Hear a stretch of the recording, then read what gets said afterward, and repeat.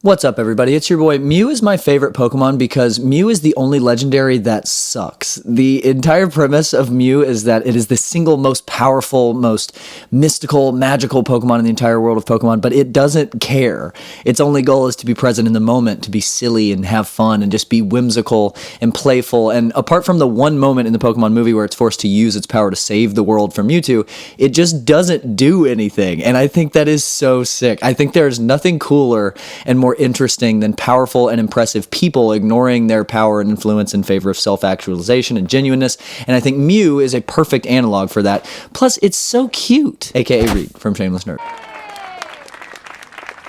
If you would like to support the channel, best way to do that would be to click the join button at the bottom here and become a member, where you'll get cool stuff, and more importantly, you'll get to say you're a card-carrying dweeb and have evidence of that, and I think that's really important. This is going to be my first video in a new series that explores random stuff that I'm interested in. I'll still also have my sort of existential rambling videos about life and death and technology or whatever, but I'm also going to start putting together some other videos about stuff in my specialty, do like fun, silly videos about some informative stuff in linguistics and philosophy, and even though history itself isn't explicitly part of either of my degrees, probably some random historical stuff also, because that's just what I want to do, okay? All right, enough rambling, let's get into the video. Why on earth are there silent letters? Letters are supposed to be visual representations of sounds that we make with our mouths. In fact, people spoke out loud for thousands of years before words were ever even written down. And that's actually something that I tell my students when I try to explain that spelling isn't real, that there is no actual correct or incorrect way to spell something, or proper use of punctuation or capitalization or parenthetical citation or whatever,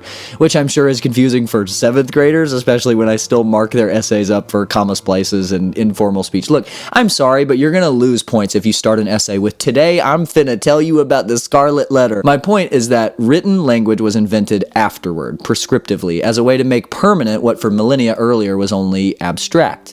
Writing was invented so we would know how to say stuff. That's the whole point of written language. And if this is true, why do we have silent letters? And why is restaurant spelled like that? I'm 28 years old, I am an English teacher, and I have to say restaurant every time I write that word in my head or I'll spell it wrong. Doesn't all of this defeat the whole purpose of written language in the first place? Can you imagine how silly we would look to early human writers if they saw us arguing over how to spell something? They would probably say, "Anlil lugal kukura aba didirinke init giganta nigerisu sarabike insir," which actually means, "Enlil, king of all the lands, father of all the gods, by his firm command fixed the borders between Ningirsu and Sarah." But I don't speak Sumerian, no one does. It's a dead language. What was I talking about? Oh, why are there silent letters? And why are words pronounced so weird? Well, at the risk of you turning this video off, the short answer is because, well, A, we used to pronounce all the silent letters, B, some words sound the same, and C, we used to say all words differently. Okay, I'm gonna go through each of these reasons separately. First of all, English is a really interesting and unique language because it changes far more rapidly and fluidly than almost any other language. English evolves like crazy, partly because English is an amalgamation of a bunch of other languages, so evolution is sort of built into English in that way. Partly because it's a very young language, relatively speaking, and many other languages went through this same sort of evolutionary process long ago, and they used to change more than they have in recent centuries, but now they've kind of settled on the final version. And partly because English speakers are uniquely lazy. This is not a criticism of English speakers. In fact, this is to me one of the coolest things about English. English is the second most spoken language in the world behind only Mandarin Chinese, which is the most spoken because 1/3 of all people on the planet are born in China. And one of the main reasons why English is so widely spoken, not including colonialism, is because English is uniquely versatile. English can be very literal and direct and efficient, or it can be very flowery and meandering and poetic. And it's hard to know for sure, but most sources say that English probably has more words in its lexicon than any other language. And what's cool about English is that we take all of the over 1 million words and we just maim them because we are lazy. And I don't mean like the kids these days, they don't want to say the whole word. I'm talking about the shift from Middle English to early modern English in the years 1150 to 1500. English is actually split into 3 major periods: Old, Middle, and Modern. I'll do a video on that later. And these are each their own language. And to vastly oversimplify what caused this shift from Middle English to early modern English, the entire language shifted because English speakers are so lazy. For example, there were 5 letters that used to be in the English alphabet that we just got rid of because we were like, oh God, we don't want to write all that. This was ash, which sounds like the A in cat, like ah. Thorn, which is my favorite, it looks so cool, which sounds like the in the. Eth sounds like th in Seth. Win, which sounds like the w in will. And yoh, which is like that flimmy sound, which kind of survived in Hebrew and Arabic and things like that. We just stopped using these letters and started using the other letters differently to replace them. This would be like if we just got rid of Z and said that, okay, from now on, any word that has a Z sound is going to be spelled with DSH or something. And not only did we get rid of certain letters, we also got rid of certain sounds altogether. One of the most important linguistic phenomena in the history of the world happened around this time, and it is super well documented and studied, but we still don't know exactly why it even happened in the first place, and that is called the Great Vowel Shift. During the shift from Middle to early modern English, all of the vowels just started to be pronounced differently. To put it as simply as possible, and this is another thing that deserves not only its own video, but like an entire class on it, but to put it simply, during the Great Vowel Shift, the long vowels got shorter. They moved from lower in the mouth and sometimes in the throat to the middle or the top of the mouth, and once again, that sounds like laziness to me. Like oh in woman became in woman. That sound in phonetics is called a schwa, and in my opinion, the schwa is the mark of modern English. Everything is a schwa now. The instead of the. Banana instead of banana, things like this. The schwa is the vowel sound that takes the least effort to produce. Practice for yourself.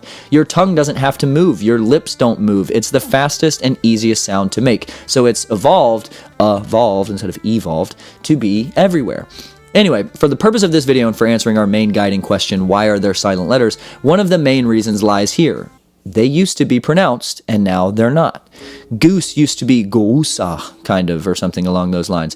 Benign used to be basneinchne, or whatever. And on that one, like many words in modern English whose spellings have changed, there actually used to be a silent E at the end of that used to be pronounced, and we've actually not only made it silent, but removed it entirely. There are all kinds of words that follow this logic. Here's a small excerpt from someone much better than I at speaking Middle English, reading an excerpt from something written in modern English. Mijn naam is Parrot, a bird of paradise, by natuur de viset of a wondrous kind, daintily dieted with divers delicate spise, till Eufrates that flooded driveth me into Inde. Where men of that country be fortune me finde, and sent me to great ladies of the state, then Parrot must have an almond or a date. A cage, curiously carven with silver pin, properly painted to be me coverture, a mirror of glass, that ye might hold therein. There's maidens full merrily, with many a diverse floor, freshly they dress and mark sweat me bore, with spake Parrot I pray you, full courteously they say. Parrot is a godly bird and a bratty papagay. Notice how you can still kind of discern what's being said most of the time, and it just sounds way different than it looks like it would be pronounced. That's because A, some of the vowel sounds used to be different, but B, largely because we've gotten so accustomed to our more efficient, faster, lazier use of these silent letters. Another reason there are silent letters is because a ton of words in English have come from different origins. If you've ever watched those weird little kids on the spelling bee, which is aired annually on ESPN for some reason, you may have noticed that apart from how funny that video is of the kid sounding like a supervillain saying iridocyclitis before spelling it, that they often ask for the language of origin before attempting the word. That's because many words in English come from languages where the word was initially pronounced a certain way, and then when it was adopted into English, it was adapted and Englishified. And so we say a word a certain way because it initially sounded more Englishy, and we left the spelling the same as it was in its original language of origin. For example, one of the worst words to try to spell, entrepreneur, is French in origin. So all of the weird choices for the way in which it's spelled also make sense because the E sound in French is not pronounced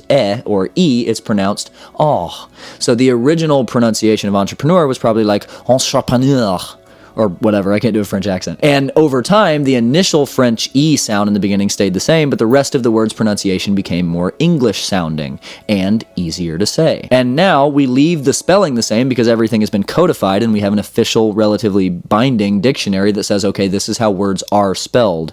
Spelling used to be way more fluid and subjective, but now in the last several hundred years, spelling is a lot more static and unchanging, but spoken language will continue to evolve and change with time. Literally becomes literally, definitely becomes definitely, and that's why so many of these words are hard to spell. They don't sound the way that they're spelled anymore, but they used to.